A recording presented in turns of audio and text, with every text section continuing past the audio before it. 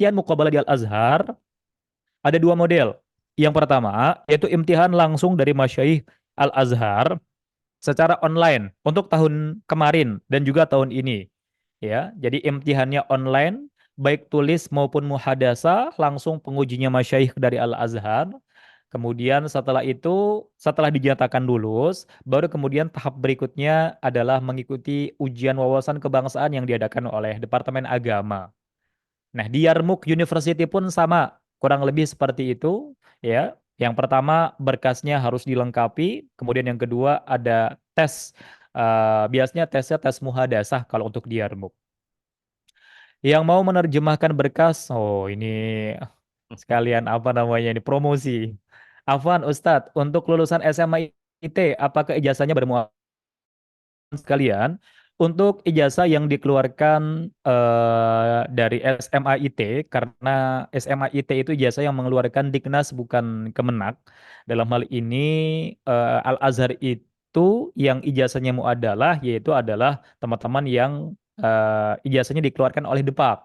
2 tahun ini Maka Ustaz, Ustaz, dua ya tahun untuk ini dua tahun berubah ini, 2 tahun ini. peraturan Namun baru. peraturan sebelumnya tidak ada peraturan demikian. Ya, memang regulasi tersebut berubah-berubah. Maka dari itu, eh, saya harapkan untuk teman-teman yang belum berkumpul di grup WhatsApp untuk berkumpul, untuk bergabung supaya nanti jika ada update-update berikutnya akan kami update di grup tersebut, teman-teman. Nah, Hmm. kalaupun misalnya tahun 2024 ini masih mengharuskan ijazahnya itu muadalah, ya, maka tadi ada opsi-opsi lain yang mungkin bisa dipilih. Yang pertama bisa memilih universitas Islam lainnya selain Al-Azhar. Ya, tadi ada Tunisia, ada kemudian Maroko, kemudian ada eh, Sudan, eh bukan Yaman, Yaman, Ustaz. ada Yaman. Yaman. Kalau Sudan sudah perang sekarang, sudah hancur.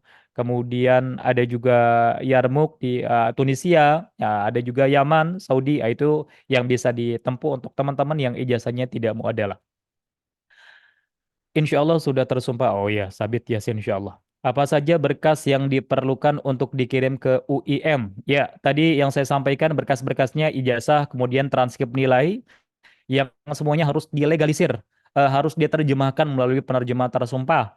Kemudian setelah itu rekomendasi dari tokoh-tokoh dan lembaga-lembaga setingkat nasional dan juga mengisi berkas-berkas yang dibutuhkan. Nah, dan tentunya ada ujian muhadasah juga yang mana biasanya pengujinya langsung dari sana, langsung Dan, di Madinah. dan mursalahnya 2 tahun, lama nunggunya doang dua Oh tahun. iya, lama nunggunya 2 tahun kurang lebih.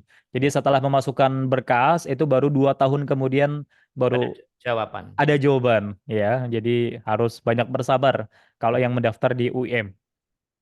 Kalau persyaratan masuk Mahat apakah sama Ustadz? Nah, ini pertanyaan yang sangat baik untuk teman-teman yang mungkin tertarik ya masuk ke Ma'had Al-Azhar dan sudah memahami konsekuensinya. Karena kalau teman-teman yang lulus SMA, maka kalau masuk Ma'had itu berarti mengulang kembali, tapi dari sisi pelajaran, dari sisi ilmu di Ma'had itu sangat-sangat luas Luar ilmunya. biasa, Sangat bahasanya luar luar biasa. biasa, bahasanya sangat luar biasa.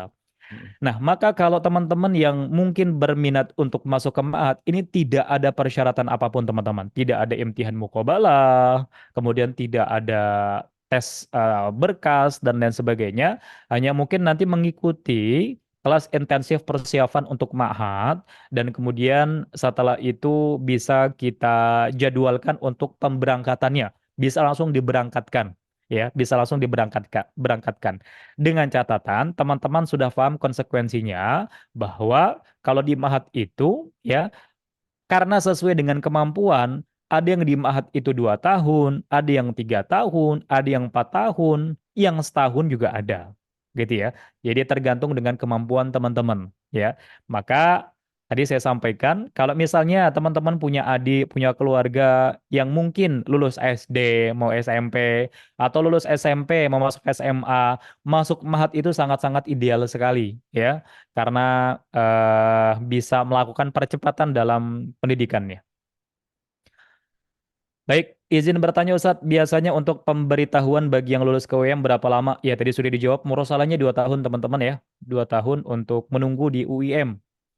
Semua berkas diterjemahkan ke dalam bahasa Arab. Untuk UIM iya, untuk UIM itu ijazahnya harus diterjemahkan ke dalam bahasa Arab dan penerjemah tersumpah yang bisa menerjemahkan tersebut ya. Jadi tidak bisa hanya diterjemahkan dengan terjemahan biasa. Tapi kalau yang lain, Al-Azhar, Tunisia dan sebagainya, ya itu tidak mensyaratkan demikian ya. Nanti ketika sudah dinyatakan lulus, maka akan dibantu proses administrasinya oleh Mustakili. Apakah UIM khusus ikhwan saja, Ustadz? Ya, kalau UIM, setahu kami hanya khusus Ya, ikhwan. Ya, Ikhwan. Ya, kalau akhwatnya saya belum tahu apakah ada akhwat di UIM. Setahu kami hanya ikhwan saja yang diterima di UIM. Kemudian biaya kuliah di Yordania berapa ya Ustadz? Taib. Untuk biaya kuliah di Yordania, di sini ada Ustadz aja tidak ya? Kalau untuk biaya kuliah pastinya kami masih butuh nanti bertanya kepada kampus-kampus yang memang dituju karena ada beberapa pilihan kampus teman-teman. Ya, ada Yarmuk, kemudian ada Universitas Yordan, ya ada beberapa universitas yang nanti bisa dituju. Nanti mungkin kita akan rekomendasikan beberapa kampus dengan pilihan biayanya. Tapi tadi jika memang teman-teman hafal 30 juz untuk biaya pendidikannya gratis teman-teman. Ya, biaya pendidikan gratis. Dan Mas bagi Oki, yang iya, nanti iya, kita hubungin teman-teman Persatuan Pelajar Indonesia aja. iya, iya. Baik untuk jelasnya nanti kami akan men-share di grup teman-teman untuk biaya kuliah di Yordan. Sabit Yasin, oh iya, Sabit Yasin insya Allah. Untuk persyaratan ma'had Mesir sama kah Ustadz? Iya, tadi sudah kami sampaikan. Jadi persyaratan Mesir itu tidak ada. Ya, jadi cukup menyiapkan bekal, cukup menyiapkan mental, bisa langsung nanti kami hantarkan untuk bisa belajar langsung di ma'had. Bahasa Arab, Kira-kira bahasa Arab ya, bahasa ya, Arab. tentunya persiapan persiapan Arab bahasa dasar. Arabnya harus mumpuni, teman-teman. Ya, dan kami akan persiapkan nanti agar bisa cepat di Ma'had, ya, agar bisa cepat di Ma'had. Kira-kira di bulan Februari tanggal berapa Ustadz? Untuk tanggalnya berbeda-beda ya. Ini Akhi Salman yang bertanya. Nanti untuk info terlengkapnya kami akan update semuanya di grup teman-teman ya. Eh, ini kalau Februari itu berarti Yaman ya. Kalau Yaman itu antara pertengahan bulan itu dibuka Ya. pendaftaran. Baru dibuka pendaftaran antara bulan Februari sampai Mei, teman-teman. Materi apa saja yang diujikan ketika tes Timur Tengah? Ted, untuk materi yang diujikan yaitu materi simaiyah, ya bahasa Arab secara keseluruhan. Materi simaiyah bagaimana ketika kita mendengar orang Arab berbicara kita paham atau tidak. Kemudian materi muhadasah lisan, ya. Ketika kita diajak ngobrol dengan masyayikh, apakah kita bisa menjawabnya dengan lancar atau tidak? Materi kitabah, ya dari teks-teks yang diberikan, apakah kita bisa memahaminya dengan baik atau tidak, materi qiraah dan juga materi qawaid. Ya. Nah, maka semua materi-materi ini akan dipersiapkan, ya, akan dipelajari, teman-teman pelajari pada persiapan yang akan dilaksanakan pada pekan depan. Maka jangan sampai terlewat untuk teman-teman yang mau kuliah di Timur Tengah, ya, jangan sampai terlewat. Langsung mendaftar karena untuk kuota tersebut kita batasi ya, tidak banyak kami akan menerima agar fokus seperti itu. Ujian muhadasa itu apa Ustaz? Muhadasa itu conversation. Jadi salah satu ujian adalah yaitu kita ngobrol dengan masyayikh langsung. Ditanya masmuk min aina ant, ya, maza ta'rif an mar, maza ta'rif an azhar, ya, maza turidu fi Masar, ya, dan lain sebagainya. Nah, itu kita harus bisa menjawabnya. Itu muhadasa. Ustadz, Afwan izin keluar ada keperluan tafadhol. Untuk biaya di Ma'had bagaimana Ustadz? Baik, untuk biaya di Ma'had, kalau Ma'hadnya sendiri teman-teman gratis. Untuk biaya Ma'hadnya sendiri, ya belajar di Ma'had itu gratis sama seperti biaya kuliah di Al-Azhar. Ya, hanya perlu nanti yang dipersiapkan biaya pemberangkatannya dan juga tempat tinggal dan juga makan. Dan juga untuk Ma'had, karena nanti di sana itu banyak teman-teman adik-adik kita yang mungkin masih SMP atau SMA, maka nanti akan ada musyrif dari Mustakil yang akan menjaga di sana. Ya, kita menyewakan syaqqa atau apartemen di sana, kemudian nanti ada musyrif yang menjaga, maka hanya itu yang mungkin diperlukan. Ya. Untuk per bulannya mungkin untuk biaya makan, kemudian tempat tinggal, syaqah, dan biaya musyrif yang menjaga di sana, ya Nanti mungkin di ya nanti akan kita share, kita akan buat.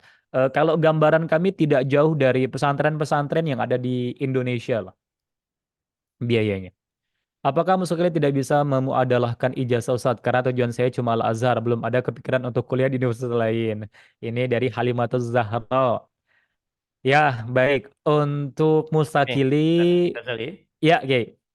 bagi anak-anak kita yang karena perubahan regulasi dari Al-Azhar 2 tahun ini berubah, kita kan kasihan itu sama anak SMU, SMUIT ya. Ya. Ada pilihan bisa tapi pakai program depak tapi 1 tahun. Mm-mm. Jadi anak-anak harus ikut 1 tahun. Kita punya channel itu. Tapi konsekuensinya harus 1 tahun. Ngulangin 1 tahun, ya ada pembelajaran bahasanya dan seterusnya. Setelah itu ujian, tahun depannya baru berangkat. Itu satu. Yang dari SMU dan sederajat, yang bukan dari Depak ya.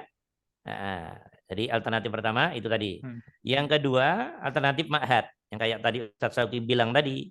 Ma'had itu untuk anak-anak Indonesia itu sangat bagus sekali karena di situ bahasanya luar biasa, berkembang aktif. Nah, begitu masuk kuliah, bahasanya udah tastis sudah nggak ada problem. Itu kelebihan Ma'had. Dari sisi saya pribadi nih, ini biar anak-anak tahu, saya sudah tamat S1 Indonesia. Saya tamat pesantren besar di Kediri sana, tapi sayang dari Ma'had saya, Ma'hadnya 1 tahun setengah. Jadi saya merasakan di mana plusnya di Ma'had. Oke. Jadi jangan dibayangkan Ma'had itu gimana. Ya dari sisi umur memang terolor, tapi dari sisi waktu, apa namanya, mutu bahasa, pengalaman dan seterusnya itu sangat sangat bagus sekali. Sehingga nanti kuliah udah sangat matang dari bahasa, dari kiroahnya, insaknya, semuanya sudah sangat sangat bagus. Maksud saya begini, jangan sampai anak-anak dari SMU dan sederajat yang pengen ke luar negeri gara-gara ijazah tidak keluaran Depak, kemudian putus asa. Jangan, itu menurut saya tidak bagus. Saya yang sudah tamat S1 aja apa namanya nggak menyerah kok untuk ke sana kok. Nah, karena itu ada dua pilihan, Ma'had dengan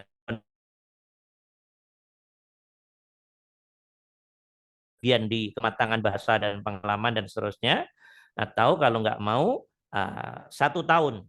Nah, kita punya yang menginginkan, Ustadz Sauki akan menempatkan di link-link kita 1 tahun, baru tahun depannya ikut tes dan seterusnya. Nah, itu saja. Silakan, Ustadz Sauki. Ya, baik. Terima kasih, Gay. Kemudian ada pertanyaan kembali dari Muhammad Iqbal. Untuk Universitas Ummul Qura bagaimana Ustadz? Ya, Universitas Ummul Qura itu cara pendaftarannya Islam teknisnya muasal. Jadi mengirim berkas-berkas yang dibutuhkan ijazah yang sudah diterjemahkan, transkrip nilai, kemudian akte kelahiran, ya, kemudian ada surat rekomendasi, kemudian diupload di eh, website Ummul Qura, kemudian kurang lebih 2 tahun masa hubungi via email atau via telepon. Apakah ada beasiswa funded, fully apa ini? Full, full, Maksud full. full. Ya, kalau beasiswa ada tadi dari 5.000 kurang lebih pendaftar yang mengikuti imtihan muqabalah diambil kurang lebih 20 dengan nilai terbaik, dengan nilai terbaik. Ya, jadi dari 5.000 20 terbaiknya itu mendapatkan beasiswa full, yaitu sudah makannya, tempat tinggalnya, tiket pesawatnya, ya. Untuk Maroko juga sama. Maroko ya ada yang diselenggarakan oleh Depak dan juga dari PBNU. Kemudian tadi kalau beasiswanya itu beasiswa pendidikan saja. Kalau untuk tempat tinggalnya